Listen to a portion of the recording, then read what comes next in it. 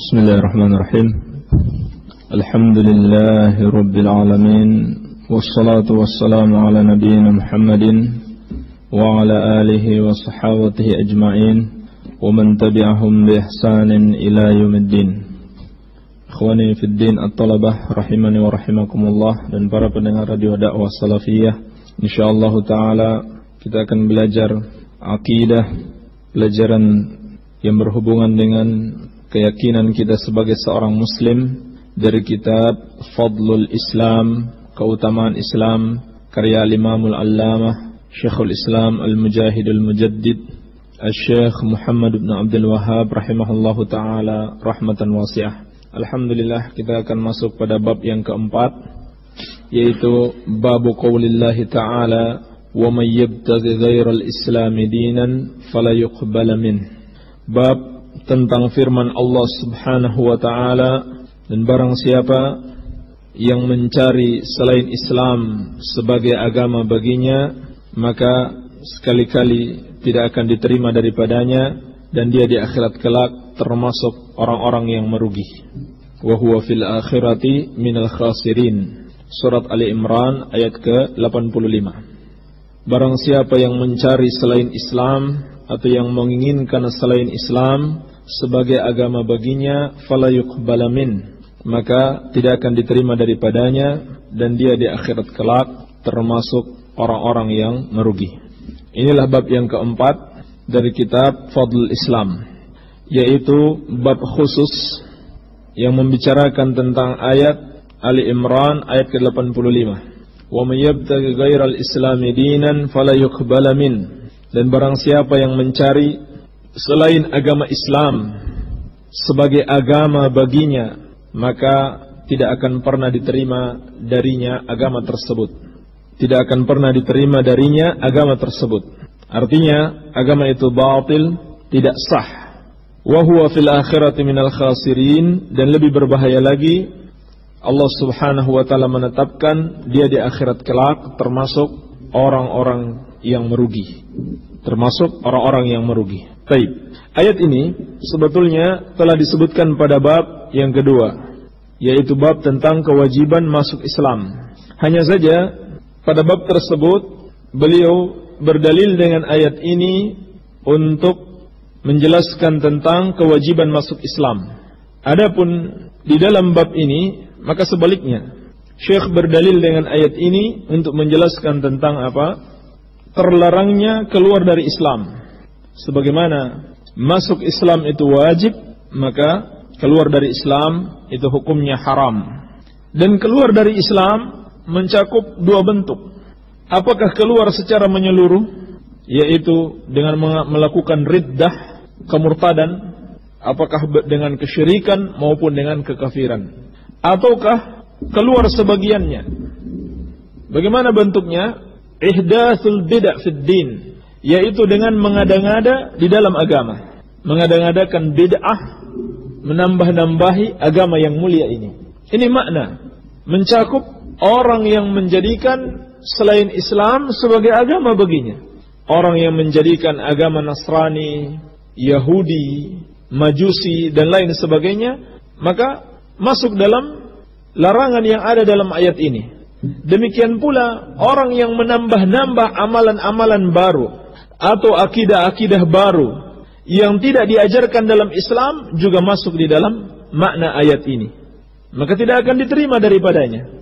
Sebagaimana al-khasarah, kerugian yang akan diderita oleh pelakunya juga mencakup khasarah kubra dan khasarah sugra. Kerugian yang besar dan kerugian yang kecil. Maksudnya kerugian yang besar, kalau sampai dia menukar agamanya, dia murtad, maka dia akan mendapatkan azab yang sangat pedih dan kekal di neraka. Adapun khasarah sugra, kerugian yang kecil, adalah yang mengada-ngada di dalam agama, namun tidak sampai pada derajat kesyirikan dan kekafiran, maka apabila Allah Subhanahu wa ta'ala memasukkan mereka ke dalam neraka, mereka tidak kekal di dalamnya untuk selama-lamanya.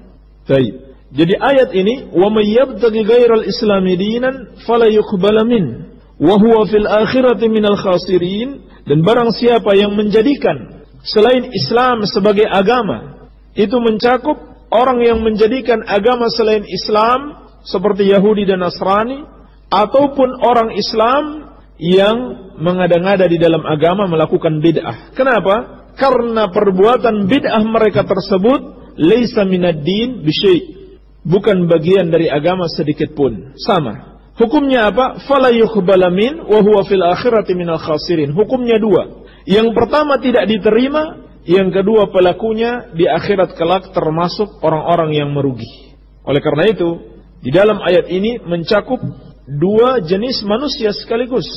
Yang pertama, yang mengikuti selain agama Islam, yaitu orang-orang Yahudi, orang-orang Nasrani.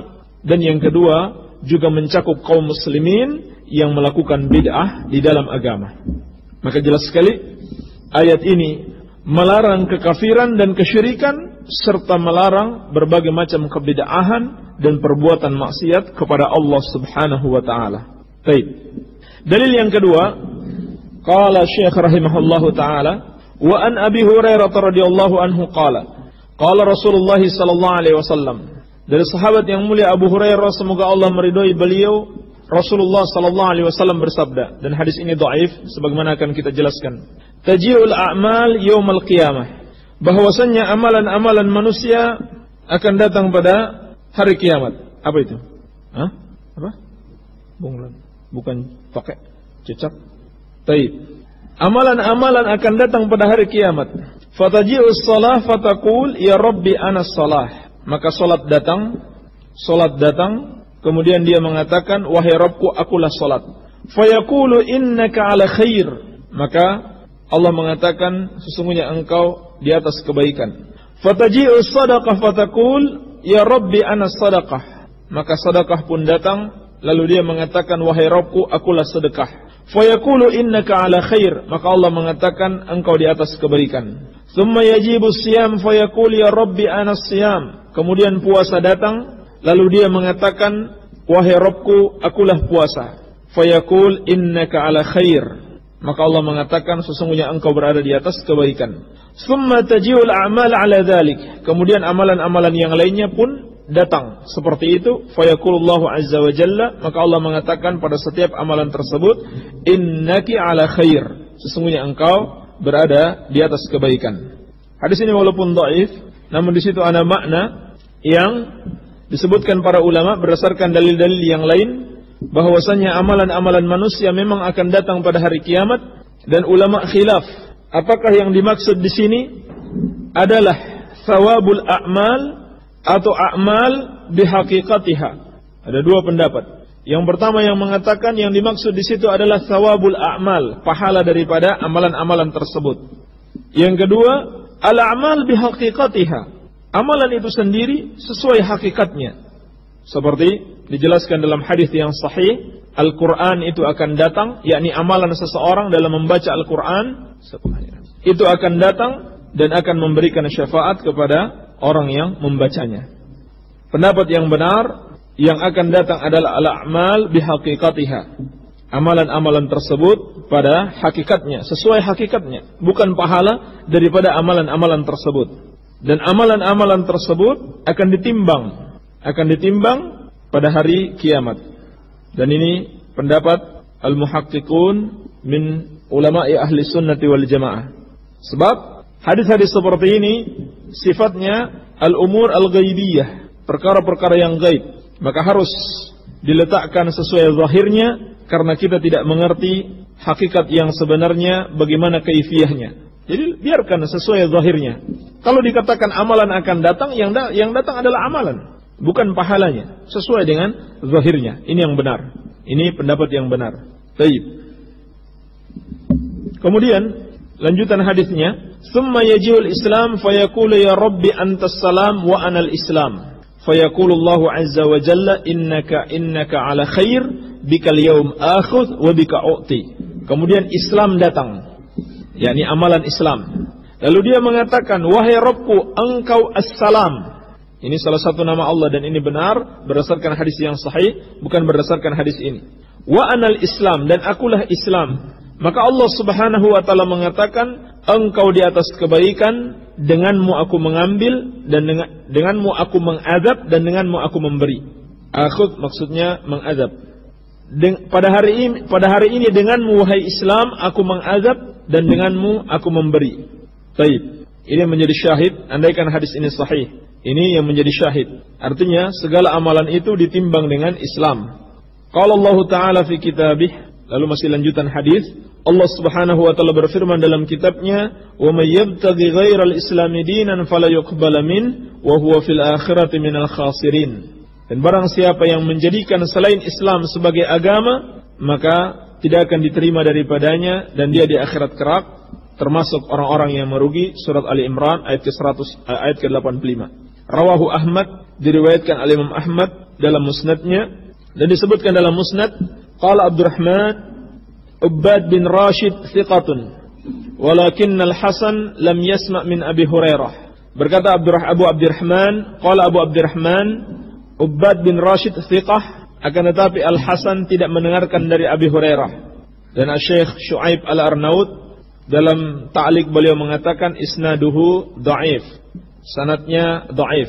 Karena itu tadi Al-Hasan yang meriwayatkan hadis dari Abi Hurairah, dia tidak mendengarkan dari Abu Hurairah. Dikuatkan Al-Imam Ibnu Katsir rahimahullah dalam tafsir beliau mengatakan tafarrada bihi Ahmad, Al-Imam Ahmad bersendirian meriwayatkan hadis ini. Intinya hadisnya dhaif. Taib.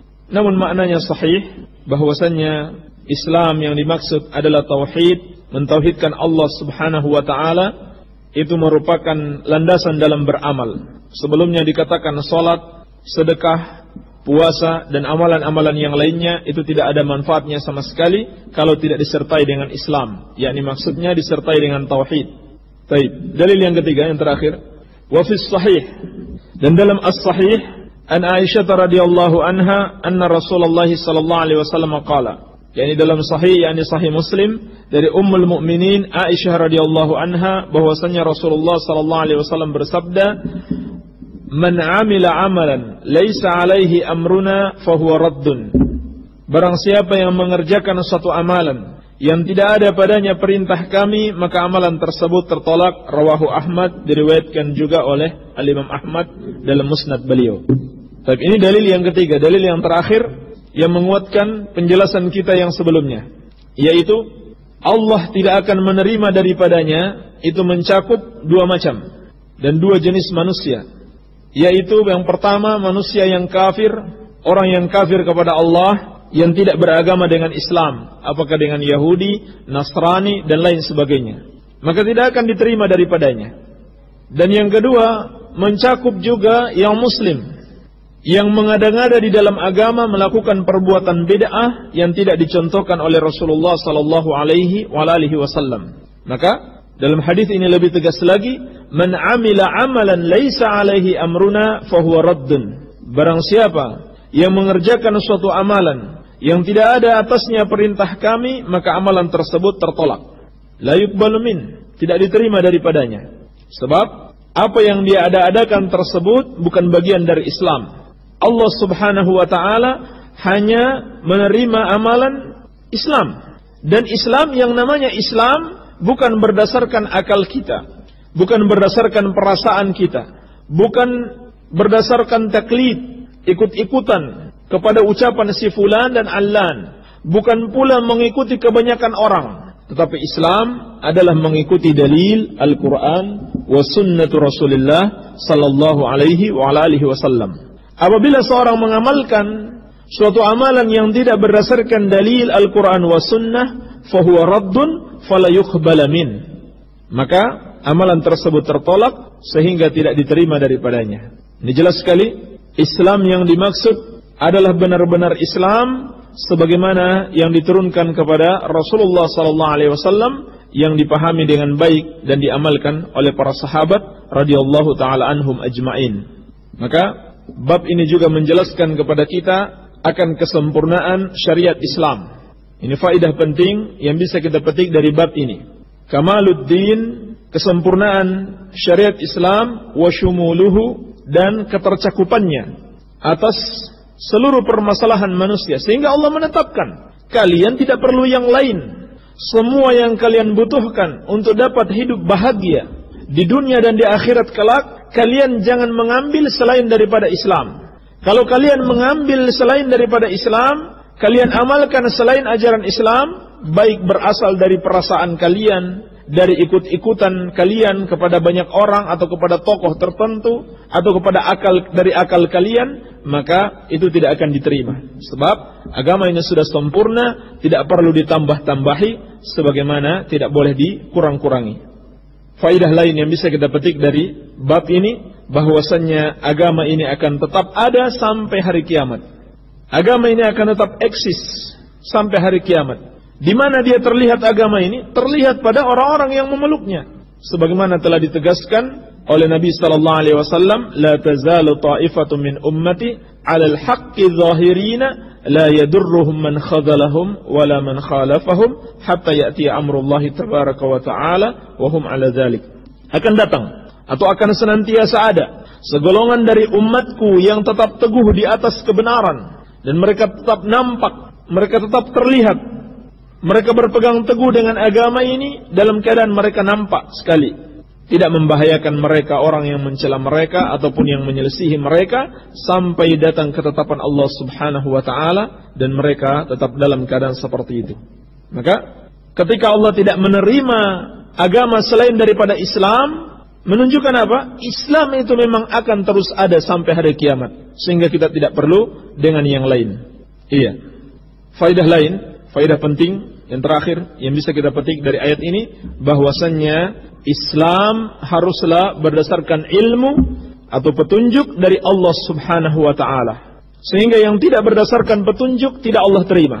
Dan petunjuk yang dimaksud adalah dalil Al-Quran wa Sunnah, sebagaimana yang ditegaskan oleh Nabi sallallahu alaihi wasallam, taraktu fikum amraini ma in tamassaktum bihi lan tadillu abadan, kitab Allah wa sunnata rasulih. Aku tinggalkan pada kalian dua perkara, apabila kalian masih tetap berpegang teguh dengan dua perkara tersebut, maka kalian tidak akan tersesat selama-lamanya, yaitu kitab Allah Al-Quran maupun sunnah Rasulnya sallallahu alaihi wasallam. Ini sumber agama. Ini sumber agama. Barang siapa yang mencari selain daripada itu, maka fala yuqbala min fahuwa mardud. Apa yang dia amalkan tidak akan diterima, dan amalan tersebut tertolak kembali kepadanya.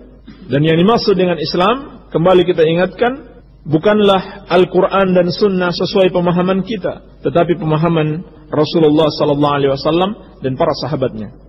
Dan ini sudah mencakup kewajiban mengikuti Al-Quran wa Sunnah. Sehingga seorang tidak boleh mengatakan kita hanya diperintahkan untuk mengikuti Al-Quran dan As-Sunnah saja, bukan mengikuti pemahaman sahabat. Tidak bisa dia mengatakan demikian, sebab Al-Quran dan Sunnah itu sendiri sudah memerintahkan dia untuk mengikuti pemahaman sahabat. Alhamdulillah, kita sudah selesai dari bab yang ketiga, atau bab yang keberapa? Yang keempat ya, pada kitab Fadlul Islam. Tapi ada beberapa pertanyaan. Assalamualaikum Ustaz. Waalaikumsalam. Saya warga Muhammadiyah. Dulu nggak tahu hukum tentang isbal, karena saya sering dengerin ceramah RDS. Sekarang celana saya sudah tidak isbal lagi. Makasih atas ilmunya Ustaz. Adakah hal lain dalam Muhammadiyah yang masih belum syar'i selain isbal, agar saya bisa mengikuti sunnah? Mohon doanya agar saya istiqamah dalam sunnah.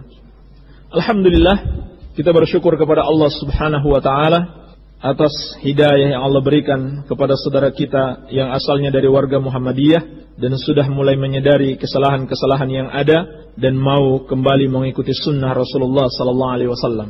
Inilah sebetulnya hakikat seorang muslim. Yang dia ikuti bukanlah organisasi, bukan ajaran-ajaran yang sudah ditetapkan oleh organisasi, maupun buku-buku yang diterbitkan oleh organisasi, maupun pendapat-pendapat tokoh-tokoh organisasi.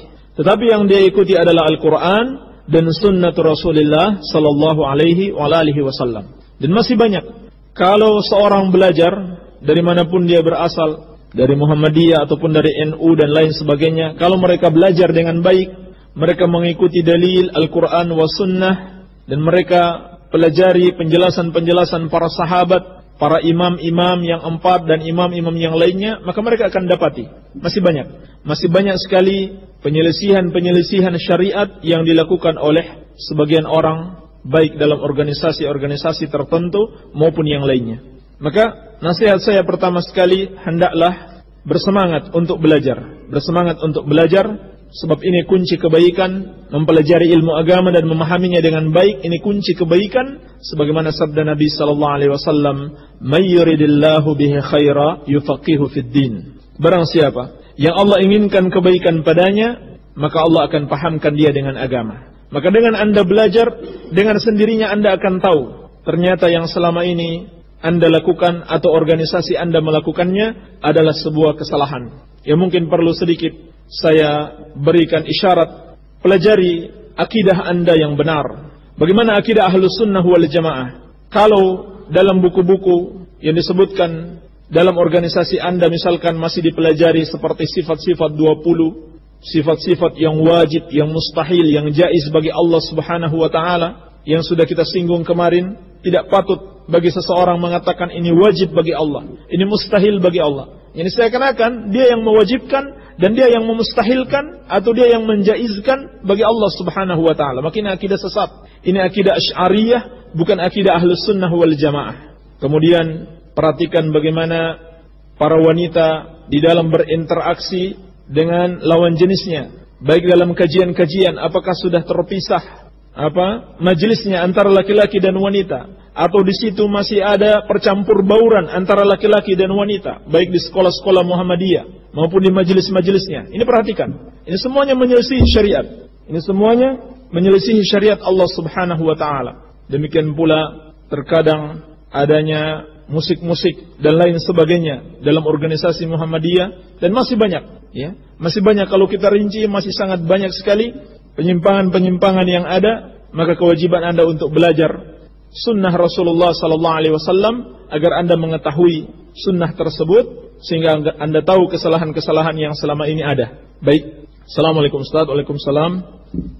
Saat membaca surat Al-Fatihah dalam salat, kedua tangan kita diletakkannya di mana? Apakah di atas perut, ulu hati, atau sejajar puting dada, atau boleh semuanya? Yang jelas di dalam hadis disebutkan wa yad'uhuma 'ala sadri. Nabi sallallahu alaihi wasallam meletakkan kedua tangannya di atas dada. Dijelaskan di dalam kitab Sifatus Shalah karya Syekh Al-Albani rahimahullah, penjelasan para ulama, maksud di atas dada itu ada 3 bentuk. Yang pertama di bawah dada. Di bawah bukan di bawah dada tetapi di bawah buah dada. Ini yang pertama, di bawah buah dada. Atau mungkin ini tepatnya di ulu hati. Betul atau tidak? Di bawah dada, di ulu hati? Iya. Kemudian yang kedua di atas buah dada tersebut, yakni sejajar dengan buah dada. Kemudian yang ketiga di atasnya lagi, di atas buah dada. Yang kedua tepat di buah dada, yang ketiga di atas buah dada. Jadi 3, tidak mengapa insyaallah taala, bukan di atas perut. Baik. Apakah benar upah bekam itu sejelek-jelek upah seperti jeleknya darah bekam? Ada seorang ustadz yang memasang tarif bekam, apa hukumnya? Apakah upah jenis terapi lain selain bekam seperti tusuk jarum, akupuntur dihukumi sama dengan jeleknya upah bekam? Upah bekam hukumnya makruh. Hukumnya makruh karena ada 2 hadis, yang satu melarang, yang satu Nabi sallallahu alaihi wasallam memberikan upah bekam. Hadis yang melarang adalah hadis yang sahih dalam riwayat Muslim dari Rafi bin Khudij atau Rafi bin Khadij. Nabi sallallahu alaihi wasallam bersabda, "Samanul kalbi khabith wa mahrul baghi khabith wa kasbul hajjam khabith." Harga anjing atau jual beli anjing itu khabith, jelek. Maharnya pelacur itu jelek, dan upahnya tukang bekam itu juga jelek. Dan dalam hadis Bukhari dan Muslim dari Ibnu Abbas radhiyallahu taala anhuma, beliau menceritakan bahwasannya Nabi sallallahu alaihi wasallam ihtajama wa a'tal hajjama ajrahu. Nabi sallallahu alaihi wasallam itu berbekam dan beliau memberikan upah kepada tukang bekam tersebut. Sehingga ulama menjelaskan seperti yang difatwakan Asy-Syaikh Ibnu Utsaimin rahimahullah, bahwasannya upah bekam itu makruh. Upah bekam itu makruh. Adapun selain daripada itu seperti akupuntur, wallahu alam tidak ada dalil yang menyebutkan akan terlarangnya upah tersebut, wallahu alam. Assalamualaikum Pak Ustaz. Waalaikumsalam. Bagi seorang wanita dewasa, mana yang lebih wajib ditaati? Itu ibu atau suami? Tolong jelaskan secara detail. Dari Warjunadi Cimaragas. Terima kasih. Bagi seorang wanita yang telah menikah, maka yang lebih wajib dia taati adalah suaminya. Yang lebih wajib dia taati adalah suaminya, sebab hak suaminya itu lebih besar daripada ibunya sendiri. Seperti sabda Nabi sallallahu alaihi wasallam, "Law kuntu amiran ahadan ay yasjuda li ahadin la amartul mar'ata an tasjuda li zawjiha." Andaikan boleh aku perintahkan seorang wanita sujud pada seseorang, atau aku perintahkan manusia sujud pada manusia yang lain, maka wanita yang akan aku perintahkan sujud kepada suaminya. Menunjukkan besarnya hak suami melebihi siapapun juga. Baik. Assalamualaikum Pak Ustaz. Waalaikumsalam. Saya hamba Allah di Cidolok. Bagaimana kewajiban seorang laki-laki? Mana yang paling wajib? Orang tua atau mertua? Terima kasih. Tentu saja yang paling wajib adalah orang tua bagi seorang laki-laki. Dan kebalikan daripada wanita. Kalau wanita dia sudah menikah, maka suaminya yang paling wajib dia taati. Sebaliknya seorang laki-laki tetap dia lebih wajib mentaati ibunya sendiri daripada istrinya atau daripada mertuanya. Iya. Karena ini hukum asalnya, hak orang tua itu lebih besar. Tidak ada dalil yang membuat hak orang tua itu menjadi yang kedua dibanding mertua atau dibanding istri. Jadi tetap orang tuanya yang lebih dia utamakan. Iya. Pak Ustadz, dulu zaman Nabi SAW, para sahabat, para ulama salafus saleh, dakwah tidak lewat radio atau kaset pengeras suara. Tapi sekarang pada menggunakannya, bagaimana hukumnya? Padahal barang itu dipakai di segala tempat. Hukumnya adalah tergantung tergantung tujuannya. Kalau tujuannya baik, maka hukumnya menjadi baik. Kalau tujuannya jelek, maka hukumnya menjadi jelek. Ini yang disebutkan para ulama, al-wasail bimaqasidiha. Al-wasail bimaqasidiha. Hukum sarana sesuai dengan tujuannya. Ini hanya sarana dakwah. Dia bukan hakikat ibadah, tetapi hanyalah sarana di dalam beribadah. Ibadahnya apa? Ibadahnya dakwah. Itu ibadahnya. Adapun yang namanya radio, kaset, pengeras suara hanyalah sarana di dalam ibadah. Sehingga kalau yang dia sebarkan adalah kebaikan, sunnah yang dia sebarkan, maka dia mendapatkan kebaikan. Sebaliknya kalau yang dia sebarkan adalah kebid'ahan, adalah kemaksiatan, bahkan kesyirikan dan kekafiran, seperti kebanyakan media-media saat ini, maka itulah yang dihukumi. Jadi yang seperti ini tidak bisa dibid'ahkan karena dia hanya sarana, bukanlah hakikat ibadahnya. Baik, Assalamualaikum Pak Ustadz. Waalaikumsalam. Apa yang dimaksud istri yang nusyuz? Yang dimaksud dengan nusyuz, asal katanya maknanya dari al-irtifa, meninggi. Ini makna nusyuz. Sehingga dijelaskan para ulama, wanita yang nusyuz adalah wanita yang meninggikan dirinya di atas suaminya. Sehingga dia meninggalkan perintah suaminya, dia tidak melaksanakan perintah suaminya, dia berpaling darinya, dan dia membenci suaminya.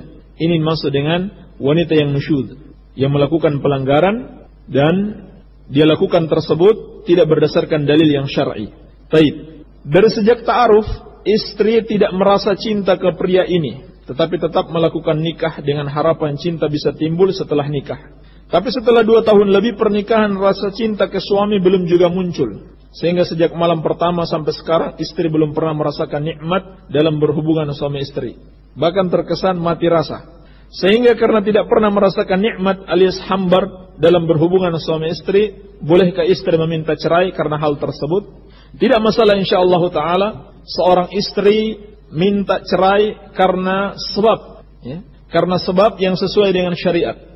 Apakah dikarenakan si suami tidak bisa memenuhi hak-haknya secara zahir seperti nafkahnya, ataupun secara batin seperti yang ditanyakan di dalam pertanyaan ini? Tidak ada masalah. Ini termasuk sebab yang syar'i seorang istri minta cerai. Karena mendapatkan kebahagiaan dari hubungan suami istri termasuk termasuk tujuan dari pernikahan tersebut.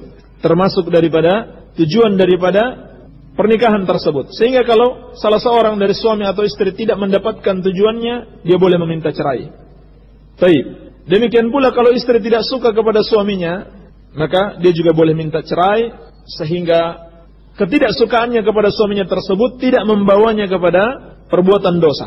Dan ini pernah terjadi di masa Nabi SAW, seperti dalam hadis Bukhari dan Muslim dari Ibnu Abbas radhiyallahu taala anhuma, beliau menceritakan anna imra'ata Thabit bin Qais atatin Nabiy sallallahu alaihi wasallam faqalat ya Rasulullah, Thabit bin Qais ma atubu alaihi fi khuluqin wala dinin walakinni akrahul kufra fil Islam. Bahwasanya ada seorang wanita di zaman Nabi sallallahu alaihi wasallam, yaitu istrinya Thabit ibn Qais. Beliau pernah datang kepada Thabit ibn Qais, kepada Rasulullah sallallahu alaihi wasallam, kemudian dia mengatakan, "Ya Rasulullah, saya tidak mencela akhlak dan agamanya Thabit ibn Qais." Artinya akhlaknya baik, agamanya juga baik. Bukan itu masalahnya. Walakinni akrahul kufra fil Islam. Tetapi yang aku takuti adalah kekafiran dalam Islam. Maksudnya apa? Kekafiran di situ pengingkaran kepada suaminya. Karena dia tidak cinta kepada suaminya, dia takut dia berbuat maksiat kepada suaminya. Faqala Rasulullah sallallahu alaihi wasallam, "Aturiddina hadiqatahu? Aturiddina alaihi hadiqatahu?" Maka Rasulullah mengatakan kepadanya, "Apakah kamu mau mengembalikan kepadanya kebunnya?" Yani kebun yang dijadikan sebagai mahar dulu. Qalat na'am, dia mengatakan iya. Maka Rasulullah bersabda, "Iqbalil hadiqah wa talliqha tatliqatan." Beliau berkata kepada Thabit bin Qais, "Terimalah kebunmu dan ceraikanlah dia dengan sekali cerai." Maka ini menunjukkan apa? Hal ini dibolehkan. Jadi si istri minta cerai dengan mengembalikan maharnya. Baik. Apakah HTI itu sesat Wahabi di Arab Saudi? Yang benar, HTI itu sesat, sedangkan yang disebut dengan Wahabi itu yang ada di Arab Saudi itu adalah Ahlus Sunnah wal Jamaah yang sebenarnya. Yang mereka sebut Wahabi, baik pemerintah Saudi Arabia maupun ulama Saudi Arabia dan para talabatul ilmi di sana, merekalah yang dimaksud dengan Ahlus Sunnah wal Jamaah, karena demikianlah kenyataannya, mereka mengamalkan sunnah dan memerangi bid'ah. Hanya saja orang-orang yang bid'ahnya ini diperangi, mereka itu tidak senang, sehingga mereka memberikan julukan Wahabi kepada Ahlus Sunnah wal Jamaah. Ini yang benar. Adapun HTI, ini adalah golongan yang sesat, kelompok sesat, banyak sekali kesesatan-kesesatannya. Ada juga pertanyaan berikutnya yang serupa. "Assalamualaikum Ustaz." "Waalaikumsalam. Saya heran pada pembicara HTI di daerahku. Dia sering menjelekkan pemerintah, tapi pas ada tes CPNS dia ikut. Kesesatan apa saja dalam HTI?" Di dalam pertanyaan ini sudah jelas disebutkan di antara penyimpangan dan kesesatan mereka adalah apa? Menjelek-jelekan pemerintah kaum muslimin. Menjelek-jelekan pemerintah kaum muslimin di muka umum. Hampir selalu dalam pengajian-pengajian mereka tidak akan lepas dari yang namanya mencela pemerintah. Demikian pula dalam majalah-majalah mereka seperti majalah Al-Wa'i. Demikian pula dalam buletin-buletin mereka seperti buletin Al-Islam yang warna biru, yang sering dibagikan di masjid-masjid. Ini hari Jumat, hati-hati. Hari Jumat ini lihat, biasanya mereka bagikan buletin tersebut, ini jangan diterima. Atau diterima dan jangan dibagikan kepada jamaah masjid. Buletin Al-Islam yang warnanya biru itu. Maka ini terdapat di situ celaan-celaan terhadap pemerintah kaum muslimin. Banyak sekali. Hampir selalu setiap terbit berbicara tentang pemerintah. Seakan-akan seluruh yang ada pada pemerintah itu adalah kejelekan, dan yang baik hanya mereka saja. Ini adalah metode yang salah dan dilarang oleh Nabi sallallahu alaihi wasallam di dalam menasihati pemerintah. Andaikan benar pemerintah bersalah, pemerintah melakukan kemungkaran, bukan seperti itu cara yang diajarkan Islam di dalam menasihati kesalahan pemerintah. Seperti dalam hadis Iyad bin Ghanam yang diriwayatkan al-Imam Ibn Abi Asim dalam As-Sunnah dan disahihkan oleh Syekh Al-Albani, Nabi sallallahu alaihi wasallam bersabda, "Man arada an yansaha lidhi sultan falayubdihi alaniyatan, walakin liya'khudh biyadihi falyakhlu bihi, wa in qabila minhu fadhak, wa illa qad adda alladhi alaihi lahu."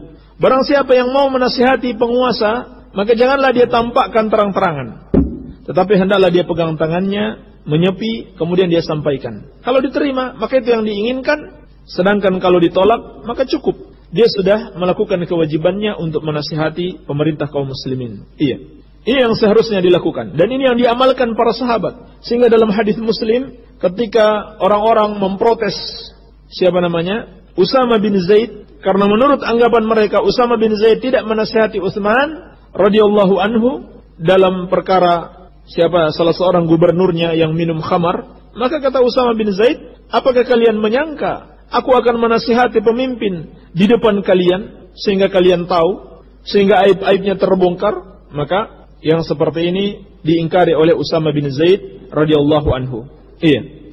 Oleh karenanya orang yang menjelek-jelekan pemerintah di depan umat itu sama saja dia telah keluar dari pemerintah kaum muslimin. Dia telah memberontak kepada pemerintah kaum muslimin. Dan ini adalah termasuk dosa besar sebagaimana yang dikabarkan Nabi sallallahu alaihi wasallam dalam hadis Ibnu Abbas radhiyallahu taala anhuma yang dikeluarkan oleh Imam Al-Bukhari dan Muslim, "Man ra'a min amirihi syai'an yakrahuhu falyasbir alaihi." Barang siapa yang melihat suatu kemungkaran pada diri pemimpinnya, maka hendaklah dia bersabar.